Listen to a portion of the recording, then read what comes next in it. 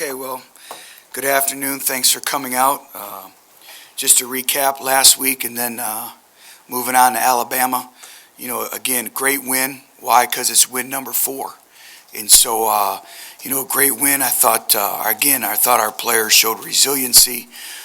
We made some plays at the end of the game to win the football game. We had some individuals step up in some critical moments. I thought we managed the football game exceptionally well in terms of field position. Michael Pilardi had 6 punts inside the 20-yard line, which is phenomenal. So we played the field game percentage, so to speak. But, as we continue to move forward, we must take tremendous strides this week in practice. We must really improve as a football team. And that's got to be the point of emphasis in everything. First and foremost, tackling. We had way too many missed tackles Saturday afternoon, and we can't have that happen. And we had 15 missed tackles. And for us to accomplish what we need to accomplish and working to be a much improved football team and an improved defense, our tackling has to take great strides this week as we continue to move forward.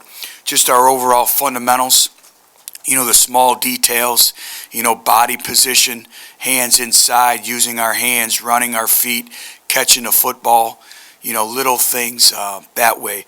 Thought we had way too many pre-snap penalties. That's a pet peeve of ours in our football program, is you can't have pre-snap penalties. Those right there kill you. It puts you behind. We had, 1st and 10 on the 35 at the end of the game, and we had an unfortunate 15-yard penalty that took us out of field goal range. We never recovered. And those are the small details that it's going to take to get corrected to win games down the stretch as we continue to move forward this season. Our special teams has to improve greatly. We gave up the one big kickoff return. Fortunately, there was a penalty on the play and they were holding. But again, we have to take giant steps moving forward with this football team. So improvement obviously is critical as we continue to move forward. I do want to thank our crowd. I believe we're 3rd in the country right now in total attendance. The atmosphere, again, was electric. Again, it provided us a spark, and it was a great home field advantage.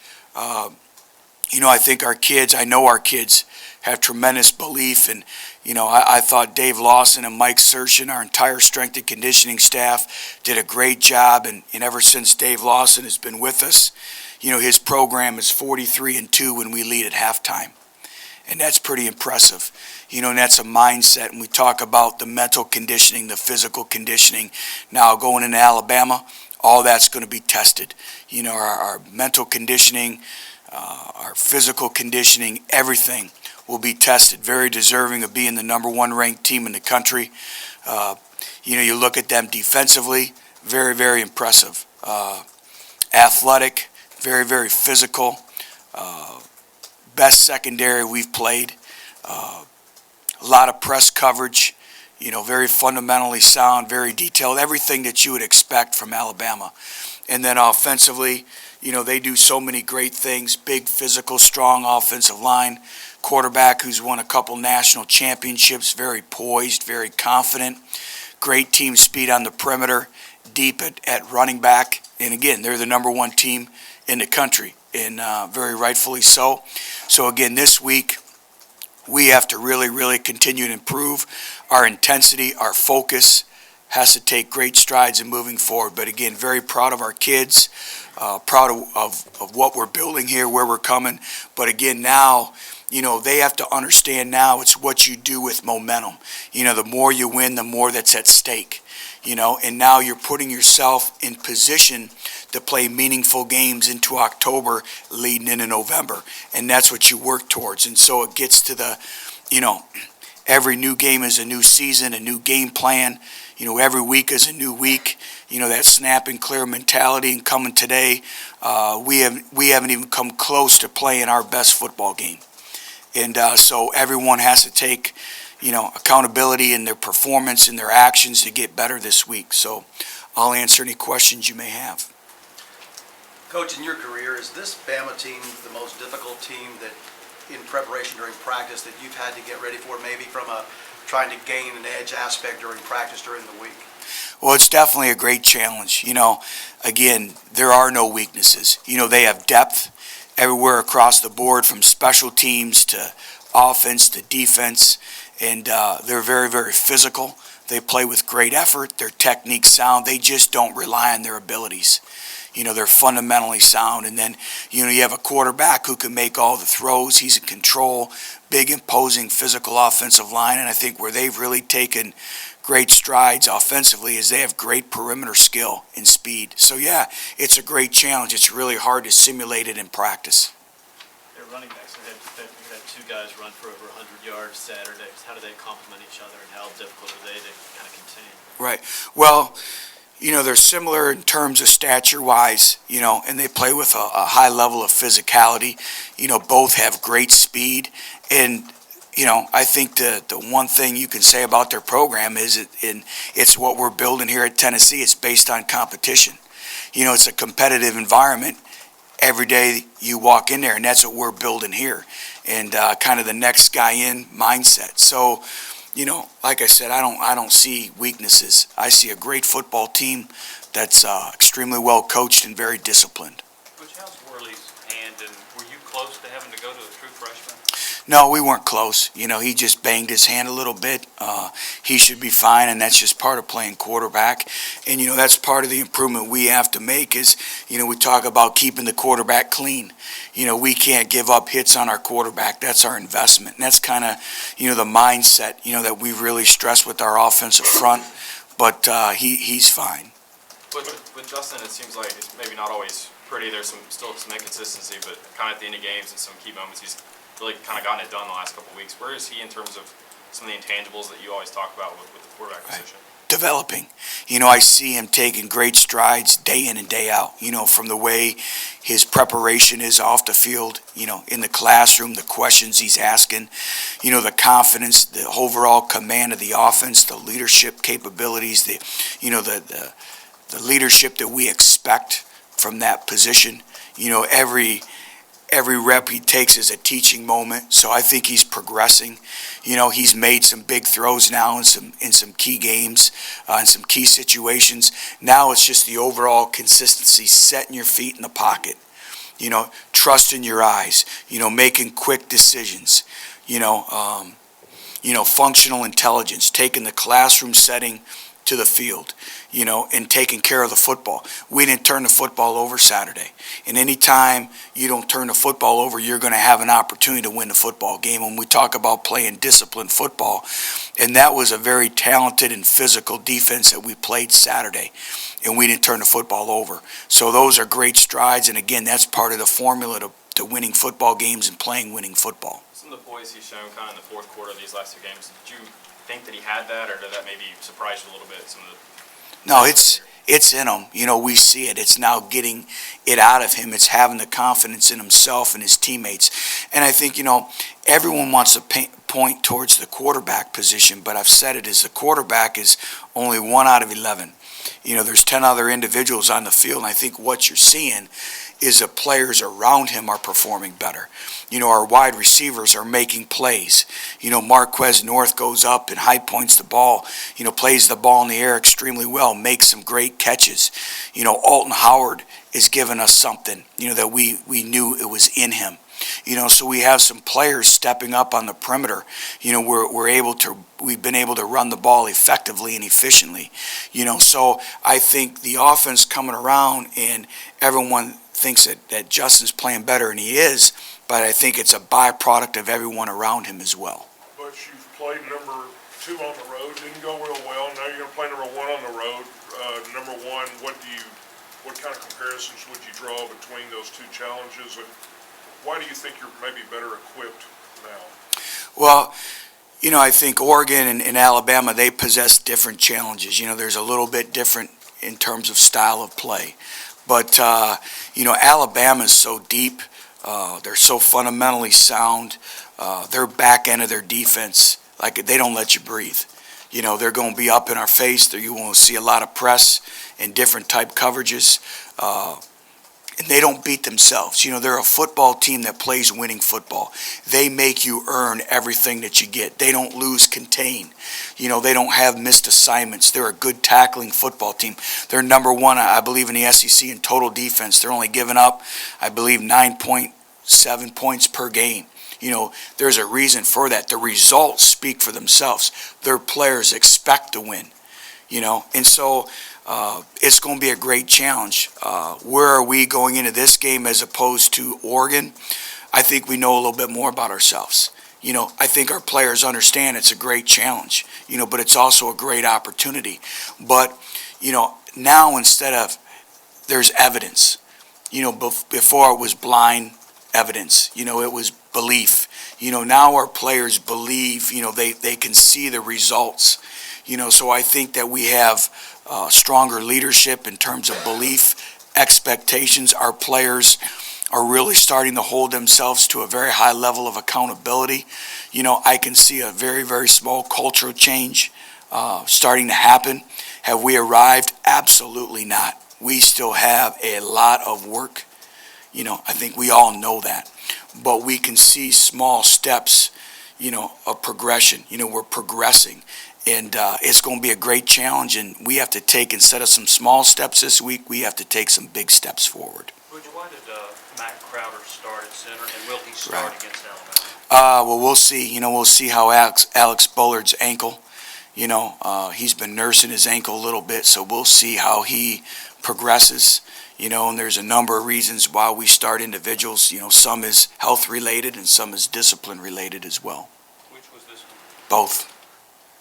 Coach, everybody knew before the season, what the schedule entailed, but now that you're in the meat of it, professionally, has this been different, getting ready for this kind of competition every week, or is it just your job, like I'm getting ready for the next game? Well, I think first of all, it's your job. As a coach, you never take any opponent lightly, and everyone says it's coach speak, but it's really the truth. The next game is the most important game, the now, and so I think every coach, no matter who the opponent is, prepares with a high level of intensity and effort and mentality. But I just think the overall grind of an SEC schedule, the great players, the great coaching, the physicality that's required week in and week out, the mental effort, the mental intensity, that I think that's the big thing, is not having a team that's up and down, having a team that's consistency in performance, consistent in the way they prepare each and every day, consistency in terms of their mental capacity to play at a high level, a high passionate level, a high level of intensity week in and week out. I think that's the big thing, is not experiencing the highs and lows of a season. And then I think the venues that you have to go play in. You're playing in hostile environments on the road each and every week.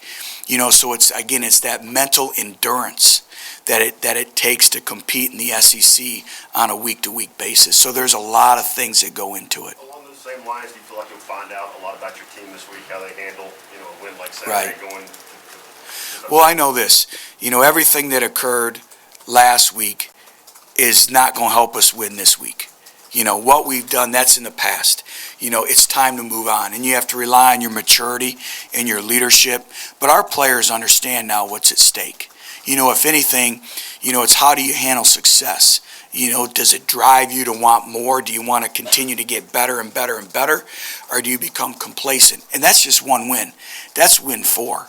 In the last couple of years, we won 9-10 games, and that's, you have to push the reset button every week, and it's starting a new week over, a new game plan, the mental effort, the intensity, how you prepare, and our kids have done a great job with that. I think we've been ready to play, which is a tribute to them every week. Everyone talks about the energy level that we have, and that's been pretty consistent, throughout the entire course of the season. And that's because of the way we practice. That's the way we meet. That's the standard and the expectation in our football program. But, again, you're going on the road, hostile environment, number 1 team in the country. It's going to take everything that we have. What you Coach, guys did you last 2 consider games? at all having Justin spike the ball earlier in the clock because of that 10-second runoff rule? Who did you come up with that? Huh? Did you come up with We were that? talking about it this morning on the That's- show. That's a great question. I have considered that. It was a consideration, and that's why I always like to have one timeouts, like you read my mind. I was thinking about that during the game, after the game, yesterday, and all day today. And, what she's talking about is, if we would have jumped off sides and we didn't have a timeout to buy it, or a helmet comes off, it's a 10-second runoff and the game's over with. And so, you go, do you spike the ball and you put 11 seconds on the clock? But now you make the field goal, you're kicking off, and, anything can happen. So our thought process, if you notice, we had 2 huddles. We had the first group out there, and there's so much that goes into just kicking that game-winning field goal. So we had the first huddle lined up, we had the second huddle lined up, ready to go. With that timeout, we were able to remind our kids, the discipline, don't flinch, be ready to go. And then, so we did consider that, but you know what? We pride ourselves in being a disciplined football team, and we are going to rely on our discipline down the stretch. But you guys have held the last 2 quarterbacks under 200 yards, and both pretty good quarterbacks. I know the pass rush is developing, but what is the secondary particularly doing well to help you guys? Well, we're playing very good team defense right now, and they're complementing each other. And there's a number of times, we talk about opportunity sacks, we talk about coverage sacks. There's a couple times, when they dropped back to throw the football, there was nowhere to go with the football. And so it aided in basically extra time for us to get to the passer and impact the quarterback. There was other times where, we came off the ball with a mentality that we expect with our defensive front. So, I could see both, but a lot of times, Jacquez Smith, I thought he was explosive off the football.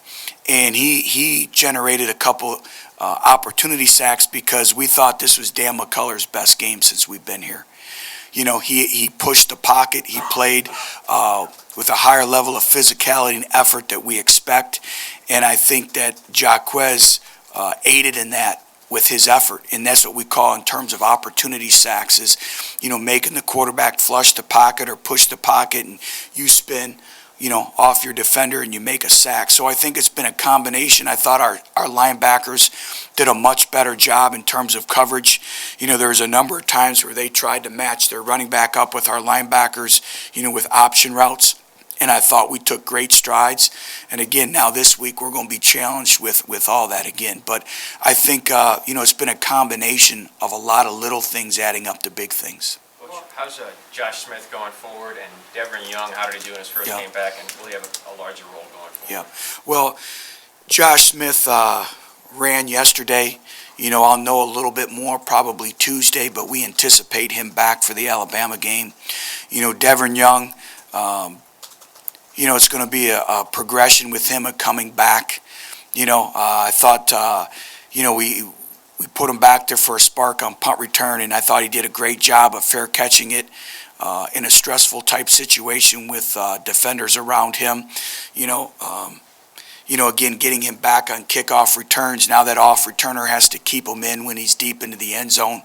But I think another week of practice, you should see more of him. And everything is earned in practice. I keep saying it. If he comes and, he has a great week of preparation in terms of our punt returner, our kickoff returner, understanding his assignments and performs well in practice, he'll play more. And that's the same way with Alton Howard. It's the same way with Jason Kroom. It's the same way with Alex Bullard. It's the same way with Matt Crowder. That doesn't change. Colin Wallace has 4.5 sacks. Did you think he could have that kind of an impact? Yeah, because he plays with a high level of energy, and he's playing through the nicks and bruises, pains associated with the football season. But I thought he really set the tone and the temperament for our defensive front on Saturday with his energy level. And again, he had some opportunity sacks, and he also created some opportunities for other individuals with his energy. So I can't say enough about him and what he's bringing to the table, not only on the field, but in the locker room and as a leader as well. Well, can you speak to a couple of those guys like him and Dan Hood? I mean, those are the kind of players that, under some coaching staff changes, would get lost in the mix, and the seniors on their way out. Can you talk about how you integrated them and what they've done? When you ask that question, the first word that comes to my mind is character. both these individuals of the utmost character, and, Dan Hood says it all the time, just tell me what you need, coach. What do you need today? And, them being on the player staff, they take great ownership in that. And I'd like to feel that we've built a great relationship, a very trustworthy relationship. But these individuals have been all in. They're all in for Tennessee. And whatever we feel or they feel together, but when we present something and they understand it's for the betterment of themselves, for our football program, for Tennessee football, they've been outstanding. So I can't say enough about those two individuals. They're special people. Would you reference the stat with Dave Lawson's teams at halftime? When you've gone back and watched these films the last 2 weeks, do you feel like you've had the fresher team in those end-game situations against Georgia and South Carolina? I do, and we talk about our, a work ethic, and I know everybody believes that with their football team, but, we believe that. We always talk about, making conditioning a factor, and it's just a mindset in our football program, just like everyone else says the same thing to their football team. But, you have to live it every day. You have to talk about it, and we talk about it. And a lot of times it's just a mindset. It gets back to that mental conditioning aspect, of it.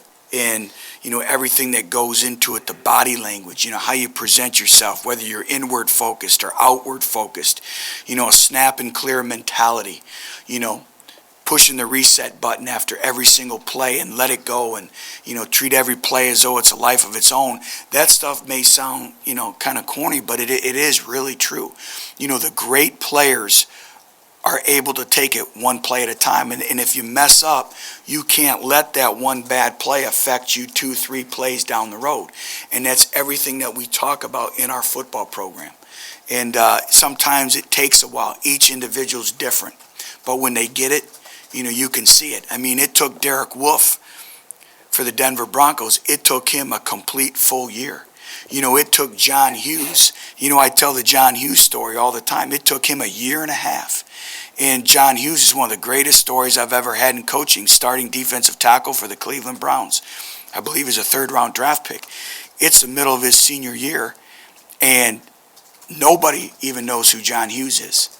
And all of a sudden, we're in scout team on a Tuesday, and I look down the opposite end, and John Hughes, after every play, is turning and sprinting and touching the far sideline and sprinting back to the huddle and then playing the play.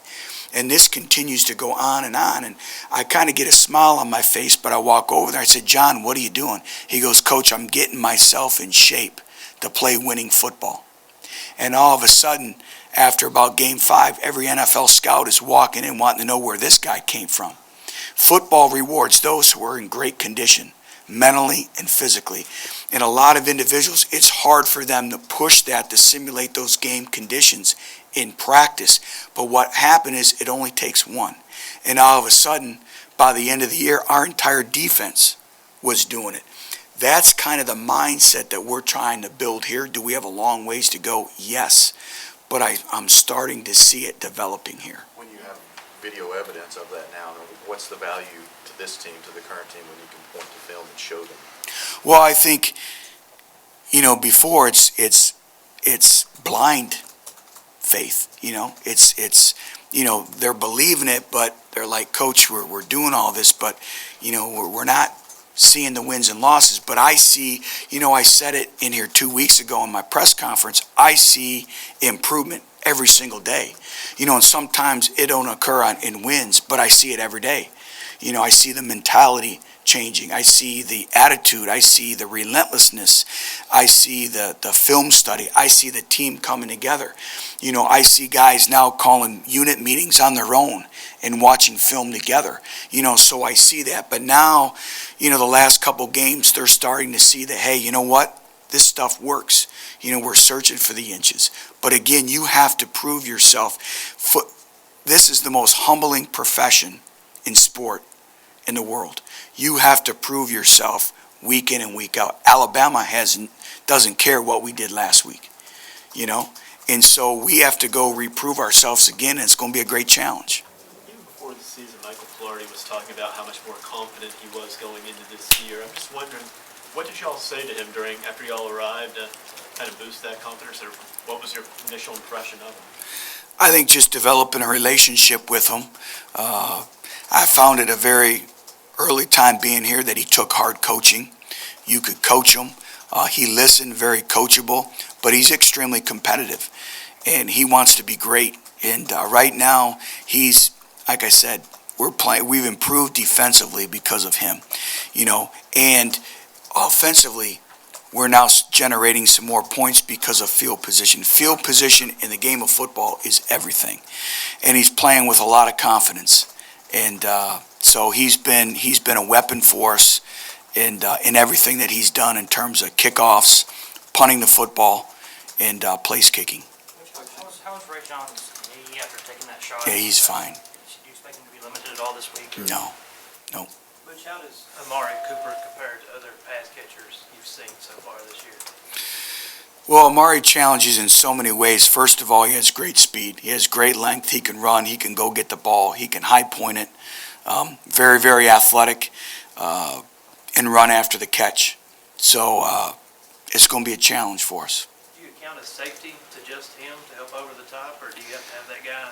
You have to mix it up. We're going to have to mix our coverages up because also the quarterback's a great player, and he's seen anything and everything from coverage standpoint to everything. So we have to do a great job of really, really mixing the coverages up, not letting them get comfortable. But again, not only can they throw the football, they're imposing up front. They have great running backs, and they can run the football.